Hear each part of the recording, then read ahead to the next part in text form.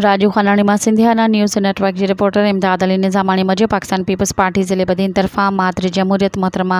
बेगम नुसरत भुट्टो की 13वीं बरसी सरदार हाजी अब्दुल्ला हाले वोटर हाउस कपरी मोरे ते शानदार भेटा ॾेई मल्हाई वई, जंहिंमें साल सवाब लाइ क़ुरान ख़्वानी करे मादर जमहूरियत के सवाब पहुचायो वियो। जंहिंखां पोइ संदसि कयल शानदार जिदोजहद ते ख़राज तहसीन पेश कंदे बेगम नुसरत भुट्टो जे कयल जिदोजहद ते रोशनी विझंदे चयो त बेगम नुसरत भुट्टो दुनिया जी समूरनि औरतुनि जे लाइ जमहूरी जिदोजहद जी रोशन मिसाल हुई। हुन अवाम जे हक़नि लाइ जमहूरियत लाइ हिकु तवील अणखुट सब्र आज़मा जिदोजहद कई, चवंदे खेसि सुर्ख़ सलाम पेश कयूं था ऐं संदसि ॾिनल वाट ते भरपूर नमूने सां जिदोजहद जारी रहंदी। वर्सी जी तकरीब में जनरल सेक्रेटरी ज़िले बदीन डॉक्टर सजाद चांडियो, तर्जुमान हुकूमत सिंध अब्दुल वाहिद आले भुट्टो, मीर मुर्तज़ा जमाली, हाजी मीर मल्हा, रईस नियाज़ खान लाशारी, गुल मोहम्मद सुरेवाल, मीर काशिफ टालपुर, इरफान गुज्जर, रईस मिर्ज़ो खान दिलावाणी,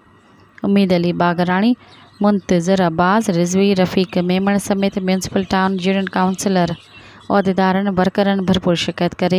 मादर जमहूरियत के भेटा पेश कई। आख़िर में ज़िले सदर मोहतरम अली असगर हाले भुट्टो तरफ़ां मादर जमहूरियत जे सवाब लाइ ख़ैरात जी मानी कई वई।